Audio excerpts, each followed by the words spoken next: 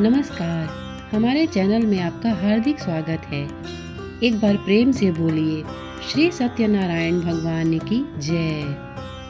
आज हम आपको बताने जा रहे हैं सत्यनारायण भगवान के व्रत की पूजन विधि, सामग्री, व्रत का महात्म्य, व्रत कथा तथा आरती। सबसे पहले बात करते हैं पूजा की विधि की। व्रत करने वाला पूर्णिमा व संक्रांति के दिन सायंकाल को स्नान आदि से निवृत्त होकर पूजा स्थान में आसन पर बैठकर श्रद्धा पूर्वक श्री गणेश, गौरी, वरुण आदि सभी देवताओं का ध्यान करके पूजन करे और संकल्प करे कि मैं श्री सत्यनारायण स्वामी का पूजन तथा कथा श्रवण सदैव करूँगा। पुष्प हाथ में लेकर नारायण का ध्यान करे। यज्ञोपवीत पुष्प, धूप, नैवेद्य आदि से युक्त होकर स्तुति करे। हे भगवान, मैंने श्रद्धा पूर्वक फल, जल आदि सब सामग्री आपको अर्पण की है, इसे स्वीकार कीजिए। मेरा आपको बारंबार नमस्कार है। इसके बाद श्री सत्यनारायण जी की कथा पढ़ें अथवा श्रवण करें। पूजा की सामग्री: केले के खंभे, पंचपल्लव, कलश, पंचरत्न, चावल, कर्पूर, धूप, पुष्पों की माला, श्रीफल, ऋतुफल, अंगवस्त्र, नैवेद्य, कलावा, आम के पत्ते, सोने की प्रतिमा, यज्ञोपवीत, वस्त्र, गुलाब के फूल, दीप, तुलसी दल, पान, पंचामृत अर्थात दूध, दही, घी, शहद, शक्कर, केसर, बंधनवार, चौकी। तो आइए शुरू करते हैं श्री सत्यनारायण व्रत की कथा। पहला अध्याय। एक समय नैमिषारण्य तीर्थ में शौनक आदि 88,000 ऋषियों ने श्री सूत जी से पूछा, हे प्रभु, इस कलयुग में वेद विद्या रहित मनुष्यों को प्रभु भक्ति किस प्रकार मिलेगी तथा उनका उद्धार कैसे होगा? इसलिए हे मुनिश्रेष्ठ, कोई ऐसा तप कहिए जिससे थोड़े समय में पुण्य प्राप्त होवे तथा मन वांछित फल मिले। वह कथा सुनने की हमारी इच्छा है। सर्वशास्त्र ज्ञाता श्री सूत जी बोले, हे वैष्णवों में पूज्य, आप सबने प्राणियों के हित की बात पूछी है। अब मैं उस श्रेष्ठ व्रत को आप लोगों से कहूँगा जिस व्रत को नारद जी ने लक्ष्मी नारायण से पूछा था और लक्ष्मीपति ने मुनि श्रेष्ठ नारद से कहा था। सो ध्यान से सुनो। एक समय योगी राज नारद जी दूसरों के हित की इच्छा से अनेक लोकों में घूमते हुए मृत्यु लोक में आ पहुँचे। यहाँ अनेक योनियों में जन्मे हुए प्रायः सभी मनुष्यों को अपने कर्मों द्वारा अनेक दुखों से पीड़ित देखकर सोचा, किस यत्न के करने से निश्चय ही दुखों का नाश हो सकेगा। ऐसा मन में सोचकर विष्णु लोक को गए। वहाँ श्वेत वर्ण और 4 भुजाओं वाले देवों के ईश नारायण का, जिनके हाथों में शंख, चक्र, गदा और पद्म थे तथा वरमाला पहने हुए थे, देखकर स्तुति करने लगे। हे भगवान, आप अत्यंत शक्ति से संपन्न हैं। मन तथा वाणी भी आपको नहीं पा सकती। आपका आदि, मध्य, अंत नहीं है। निर्गुण स्वरूप सृष्टि के कारणभूत व भक्तों के दुखों को नष्ट करने वाले हो। आपको मेरा नमस्कार है। नारद जी से इस प्रकार की स्तुति सुनकर विष्णु भगवान बोले कि हे मुनिश्रेष्ठ, आपके मन में क्या है? आपका किस काम के लिए आगमन हुआ है?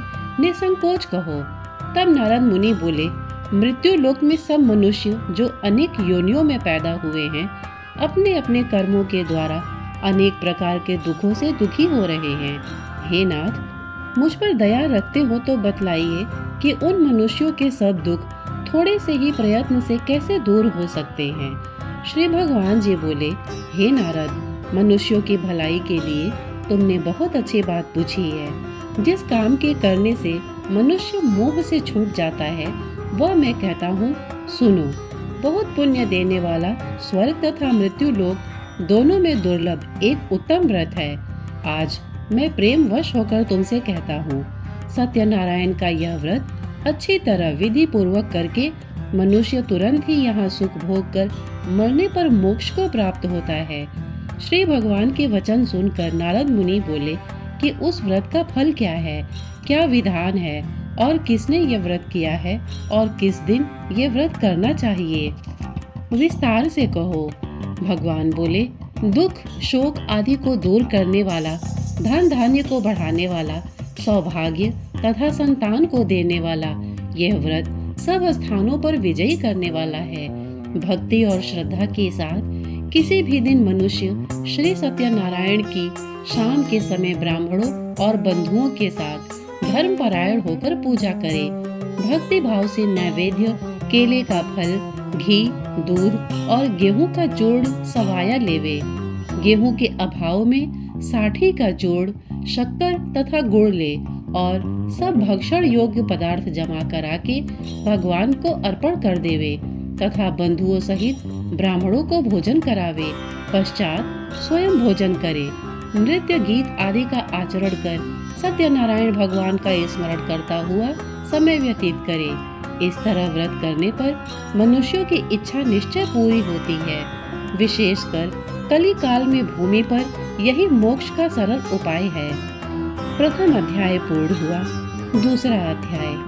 सूत जी बोले, हे ऋषियों, जिसने पहले समय में इस व्रत को किया है उसका इतिहास कहता हूँ, ध्यान से सुनो। सुंदर काशीपुरी नगरी में एक अत्यंत निर्धन ब्राह्मण रहता था। वह भूख और प्यास से बेचैन हुआ नित्य पृथ्वी पर घूमता था। ब्राह्मणों से प्रेम करने वाले भगवान ने ब्राह्मण को दुखी देखकर बूढ़े ब्राह्मण का रूप धर उसके पास जा आदर के साथ पूछा, हे विप्र, नित्य दुखी हुआ पृथ्वी पर क्यों घूमता है? हे श्रेष्ठ ब्राह्मण, यह सब मुझसे कहो, मैं सुनना चाहता हूँ। ब्राह्मण बोला, मैं निर्धन ब्राह्मण हूँ, भिक्षा के लिए पृथ्वी पर फिरता हूँ। हे भगवान, यदि आप इसका उपाय जानते हैं तो कृपा कर कहो। वृद्ध ब्राह्मण बोला कि सत्यनारायण भगवान मनवांछित फल देने वाले हैं, इसलिए हे ब्राह्मण, तू उनका पूजन कर, जिसके करने से मनुष्य सब दुखों से मुक्त होता है। ब्राह्मण को व्रत का सारा विधान बतलाकर बूढ़े ब्राह्मण का रूप धारण करने वाले सत्यनारायण भगवान अंतर्धान हो गए। जिस व्रत को वृद्ध ब्राह्मण ने बतलाया है, मैं उसको करूँगा, यह निश्चय करने पर उसे रात में नींद भी नहीं आई। वह सवेरे उठ सत्यनारायण के व्रत का निश्चय कर भिक्षा के लिए चला। उस दिन उसको भिक्षा में बहुत धन मिला, जिससे बंधु बांधवों के साथ उसने सत्यनारायण का व्रत किया। इसके करने से वो ब्राह्मण सब दुखों से छूटकर अनेक प्रकार की संपत्तियों से युक्त हुआ। उस समय से वह ब्राह्मण हर मास व्रत करने लगा। इस तरह सत्यनारायण भगवान के व्रत को जो करेगा वो सब पाप से छूटकर मोक्ष को प्राप्त होगा। आगे जो पृथ्वी पर सत्यनारायण का व्रत करेगा वह मनुष्य सब दुखों से छूट जाएगा। इस तरह नारद जी से नारायण का कहा हुआ यह व्रत मैंने तुमसे कहा। हे विप्रो, मैं अब और क्या कहूँ? ऋषि बोले, हे मुनीश्वर, संसार में इस ब्राह्मण से सुनकर किस किस ने इस व्रत को किया, हम वह सब सुनना चाहते हैं। इसके लिए हमारे मन में श्रद्धा है। सूत जी बोले, हे मुनियों, जिस जिसने इस व्रत को किया है वह सब सुनो। एक समय एक ब्राह्मण धन और ऐश्वर्य के अनुसार बंधु बांधवों के साथ व्रत करने को तैयार हुआ। उसी समय एक लकड़ी बेचने वाला बूढ़ा आदमी आया और बाहर लकड़ियों को रखकर ब्राह्मण के मकान में गया। प्यास से दुखी लकड़हारा उनको व्रत करते देखकर ब्राह्मण को नमस्कार कर कहने लगा कि आप ये क्या कर रहे हैं और इसके करने से क्या फल मिलता है, कृपा करके मुझे कहो। ब्राह्मण ने कहा, सब मनोकामनाओं को पूरा करने वाला ये सत्यनारायण भगवान का व्रत है। इसकी ही कृपा से मेरे यहाँ धन धान्य आदि की वृद्धि हुई है। ब्राह्मण से इस व्रत के बारे में जानकर लकड़हारा बहुत प्रसन्न हुआ।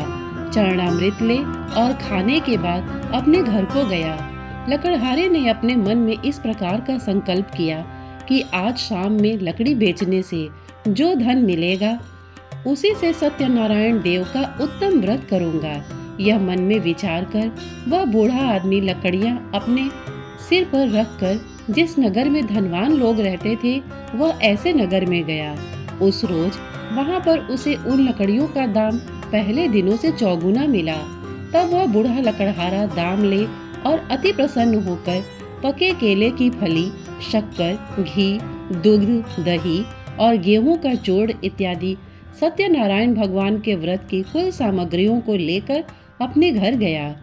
फिर उसने अपने भाइयों को बुलाकर विधि के साथ भगवान जी का पूजन किया और व्रत किया। उस व्रत के प्रभाव से वह बूढ़ा लकड़हारा धन पुत्र आदि से युक्त हुआ और संसार के समस्त सुख भोग कर बैकुंठ को चला गया। दूसरा अध्याय पूर्ण हुआ। तीसरा अध्याय। सूत जी बोले, हे श्रेष्ठ मुनियों, अब आगे की कथा कहता हूँ, सुनो। पहले समय में उल्का मुख नाम का एक बुद्धिमान राजा था। वह सत्य वक्ता और जितेंद्रिय था। प्रतिदिन देव स्थानों पर जाता तथा गरीबों को धन देकर उनके कष्ट दूर करता था। उसकी पत्नी कमल के समान मुख वाली और सती साध्वी थी। भद्रशिला नदी के तट पर उन दोनों ने श्री सत्यनारायण का व्रत किया। उस समय वहां एक साधु वैश्य आया। उसके पास व्यापार के लिए बहुत सा धन था। वह नाव को किनारे पर ठहराकर राजा के पास आ गया और राजा को व्रत करते हुए देखकर विनय के साथ पूछने लगा, हे राजन, भक्ति युक्त चित्त से ये आप क्या कर रहे हैं? मेरी सुनने की इच्छा है, सो आप मुझे यह बताइए। राजा बोला, हे साधु, अपने बांधवों के साथ पुत्र आदि की प्राप्ति के लिए ये महाशक्तिवान सत्यनारायण भगवान का व्रत व पूजन किया जा रहा है। राजा के वचन सुनकर साधु आदर से बोला, हे राजन, मुझसे इसका सब विधान कहो। मैं भी आपके कथनानुसार इस व्रत को करूँगा। मेरे भी कोई संतान नहीं है और इससे निश्चय ही होगी। राजा से सब विधान सुन व्यापार से निवृत्त हो वो आनंद के साथ घर गया। साधु ने अपनी स्त्री से संतान देने वाले उस व्रत का समाचार सुनाया और कहा कि जब मेरे संतान होगी तब मैं इस व्रत को करूँगा। साधु ने ऐसे वचन अपनी स्त्री लीलावती से कहे। एक दिन उसकी स्त्री लीलावती पति के साथ आनंदित हो सांसारिक धर्म से प्रवृत्त होकर सत्यनारायण भगवान की कृपा से गर्भवती हो गई तथा 10वें महीने में उसके एक सुंदर कन्या का जन्म हुआ। दिनों दिन वह इस तरह बढ़ने लगी जैसे शुक्ल पक्ष का चंद्रमा बढ़ता है। कन्या का नाम कलावती रखा गया। तब लीलावती ने मीठे शब्दों में अपने पति से कहा कि जो आपने संकल्प किया था कि भगवान का व्रत करूंगा, अब आप उसे करिए। साधु बोला, हे प्रिय, मैं इसके विवाह पर करूंगा। इस प्रकार अपनी पत्नी को आश्वासन दे वो नगर को गया। कलावती पितृगृह में वृद्धि को प्राप्त हो गई। साधु ने नगर में सखियों के साथ अपनी पुत्री को देखा तो तुरंत दूत बुलाकर कहा कि पुत्री के वास्ते कोई सुयोग्य वर देख कर लाओ। साधु की आज्ञा पाकर दूत कंचन नगर पहुंचा और वहां पर बड़ी खोज और देखभाल कर लड़की के लिए सुयोग्य वणिक पुत्र को ले आया। उस लड़के को देखकर साधु ने अपने बंधु बांधव सहित प्रसन्न चित्त से अपनी पुत्री का विवाह उसके साथ कर दिया। किंतु दुर्भाग्य से विवाह के समय भी व्रत को करना भूल गया। तब श्री भगवान क्रोधित हो गए और श्राप दिया कि तुम्हें दारुण दुख प्राप्त होगा। अपने कार्य में कुशल साधु बनिया जमाता सहित समुद्र के समीप स्थित रत्नपुर नगर में गया और वहां दोनों ससुर जमाई चंद्रकेतु राजा के उस नगर में व्यापार करने लगे। एक रोज भगवान सत्यनारायण की माया से प्रेरित कोई चोर राजा का धन चुराकर भागा जा रहा था, किंतु राजा के दूतों को आता देखकर चोर ने घबराकर भागते हुए राजा के धन को वहीं चुपचाप रख दिया जहां वो ससुर जमाई ठहरे हुए थे। जब दूतों ने उस साधु वैश्य के पास राजा के धन को रखा देखा तो वे दोनों को बांध कर ले गए और प्रसन्नता से दौड़ते हुए राजा के समीप जाकर बोले, ये दो चोर हम पकड़ कर लाए हैं, देखकर आज्ञा दें। तब राजा ने आज्ञा से उनको कठिन कारावास में डाल दिया और उनका सब धन छीन लिया। सत्यनारायण भगवान के श्राप द्वारा उनकी पत्नी भी घर पर बहुत दुखी हुई और घर पर जो धन रखा था चोर चुरा कर ले गए। शारीरिक व मानसिक पीड़ा तथा भूख प्यास से अति दुखित हो अन्न की चिंता में कलावती एक ब्राह्मण के घर गई। वहां उसने सत्यनारायण भगवान का व्रत होते देखा, फिर कथा सुनी तथा प्रसाद ग्रहण कर रात को घर आई। माता ने कलावती से कहा, हे पुत्री, अब तक कहाँ रही, वह तेरे मन में क्या है? कलावती बोली, हे माता, मैंने एक ब्राह्मण के घर श्री सत्यनारायण भगवान का व्रत देखा है। कन्या के वचन सुनकर लीलावती भगवान के पूजन की तैयारी करने लगी। लीलावती ने परिवार और बंधुओं सहित श्री सत्यनारायण भगवान का पूजन किया और वर मांगा कि मेरे पति और दामाद शीघ्र आ जावे। साथ ही प्रार्थना की कि हम सबका अपराध क्षमा करो। सत्यनारायण भगवान इस व्रत से संतुष्ट हो गए और राजा चंद्रकेतु को स्वप्न में दर्शन देकर कहा, हे राजन, दोनों वैश्यों को प्रातः ही छोड़ दो और उनका सब धन जो तुमने ग्रहण किया है दे दो, नहीं तो मैं तेरा धन, राज्य, पुत्र आदि सब नष्ट कर दूंगा। राजा से ऐसे वचन कहकर भगवान अंतर्धान हो गए। प्रातःकाल राजा चंद्रकेतु ने सभा में अपना स्वप्न सुनाया। फिर दोनों वणिक पुत्रों को कैद से मुक्त कर सभा में बुलाया। दोनों ने आते ही राजा को नमस्कार किया। राजा मीठे वचनों में बोला, हे महानुभाव, भावी वर्ष आप लोगों को ऐसा कठिन दुख प्राप्त हुआ है, अब आपको कोई भय नहीं। ऐसा कहकर राजा ने उनको नए नए वस्त्र आभूषण पहनाए तथा उनका जितना धन लिया उससे दूना धन देकर आदर सहित विदा किया। दोनों वैश्य अपने घर को चल दिए। तीसरा अध्याय पूर्ण हुआ। चौथा अध्याय। सूत जी बोले, वैश्य ने मंगलाचार करके यात्रा आरंभ की और अपने नगर को चला। उनके थोड़ी दूर निकलने पर दंडी वेशधारी सत्यनारायण ने उनसे पूछा, हे साधु, तेरी नाव में क्या है? अभिमानी वणिक हंसता हुआ बोला, हे दंडी, आप क्यों पूछते हो? क्या धन लेने की इच्छा है? मेरी नाव में तो बेल और पत्ते भरे हैं। वैश्य का कठोर वचन सुनकर भगवान ने कहा, तुम्हारा वचन सत्य हो दंडी। ऐसा कहकर वे वहां से दूर चले गए और कुछ दूर जाकर समुद्र के किनारे बैठ गए। दंडी के जाने पर वैश्य ने नित्य क्रिया के बाद नाव को ऊंची उठी देखकर अचंभा किया तथा नाव में बेल पत्ते आदि देखकर मूर्छित हो जमीन पर गिर पड़ा। फिर मूर्छा खुलने पर अत्यंत शोक प्रकट करने लगा। तब उसका दामाद बोला कि आप शोक न करें, ये दंडी का श्राप है, अतः उनकी शरण में चलना चाहिए, तभी हमारी मनोकामना पूरी होगी। दामाद के वचन सुन वह दंडी के पास पहुंचा और अत्यंत भक्ति भाव से नमस्कार करके बोला, मैंने जो आपसे असत्य वचन कहे थे उनको क्षमा करो। ऐसा कह वह महान शोकातुर हो रोने लगा। तब दंडी भगवान बोले, हे वणिक पुत्र, मेरी आज्ञा से बार बार तुम्हें दुख प्राप्त हुआ है, तो मेरी पूजा से विमुख हुआ। साधु बोला, हे भगवान, आपकी माया से मोहित हो ब्रह्मा आदि भी आपके रूप को नहीं जानते, तब मैं अज्ञानी कैसे जान सकता हूँ? आप प्रसन्न होइए, मैं सामर्थ्य के अनुसार आपकी पूजा करूँगा। मेरी रक्षा करो और पहले के समान नौका में धन भर दो।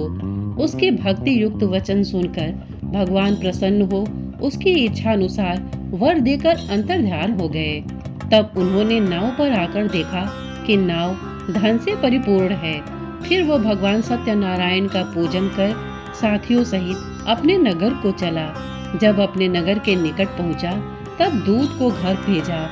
दूत ने साधु के घर जाकर उसकी स्त्री को नमस्कार कर कहा कि साधु अपने दामाद सहित इस नगर के समीप आ गए हैं। ऐसा वचन सुन साधु की स्त्री ने बड़े हर्ष के साथ सत्यदेव का पूजन कर पुत्री से कहा, मैं अपने पति के दर्शन को जाती हूँ, तू कार्य पूर्ण कर शीघ्र आ।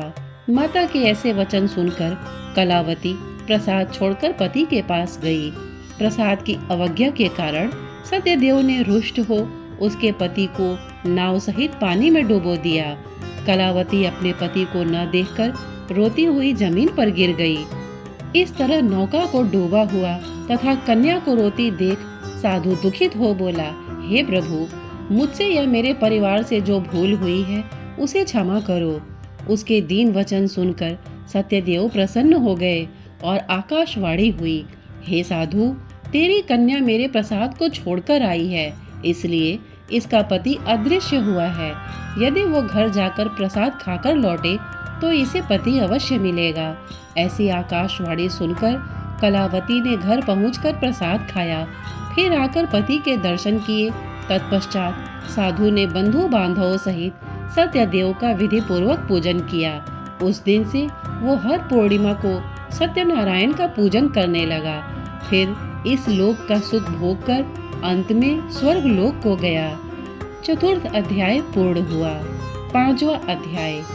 सूत जी बोले, हे ऋषियों, मैं और भी कथा कहता हूँ, सुनो। प्रजापालन में लीन तुंगध्वज नाम का एक राजा था। उसने भी भगवान का प्रसाद त्याग कर बहुत दुख पाया। एक समय वन में जाकर वन्य पशुओं को मारकर बड़ के पेड़ के नीचे आया। वहां उसने ग्वालों को भक्ति भाव से बांधवों सहित सत्यनारायण जी का पूजन करते देखा। राजा देखकर भी अभिमानवश वहां नहीं गया और न नमस्कार ही किया। जब ग्वालों ने भगवान का प्रसाद उसके सामने रखा तो वह प्रसाद को त्याग कर अपनी सुंदर नगरी को चला।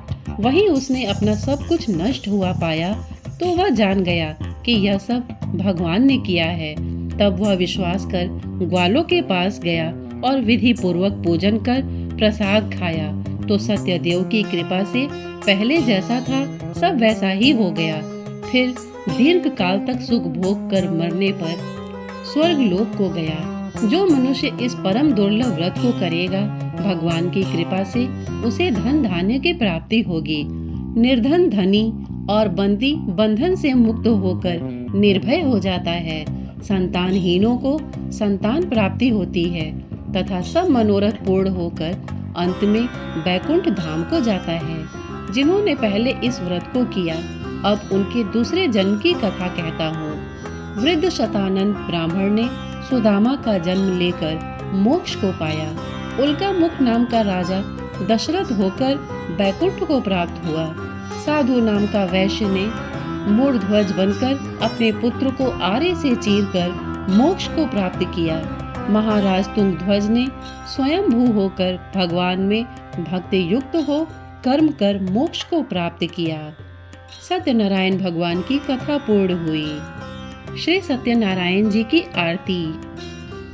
जय लक्ष्मी रमणा, श्री जय लक्ष्मी रमणा, सत्यनारायण स्वामी जनपातक हरणा, श्री जय लक्ष्मी रमणा।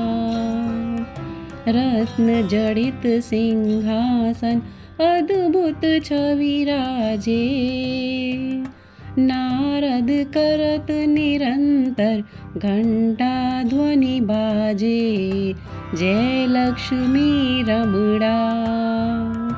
प्रकट भये कलि कारण द्विज को दर्श दियो, बूढ़ो ब्राह्मण बन के कंचन महल कियो।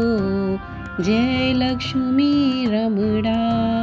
दुर्बल भील कराल जिन पर कृपा करी, चंद्रचूड़ एक राजा तिनकी विपत्ति हरी। जय लक्ष्मी रमणा। वैश्य मनोरथ पायो श्रद्धा तज दीनी, सो फल भोग्यो प्रभु जी फिर स्तुति कीनी। जय लक्ष्मी रमणा। भाव भक्ति के कारण छिन छिन रूप धर्यो, श्रद्धा धारण कीनी तिनको काज सर्यो। जय लक्ष्मी रमणा। ग्वाल बाल संग राजा वन में भक्ति करी, मन वांछित फल दीनो दीन दयाल करी। जय लक्ष्मी रमणा। चढ़त प्रसाद सवायो कदली फल मेवा, धूप दीप तुलसी से राजी सत्य देवा। जय लक्ष्मी रमणा।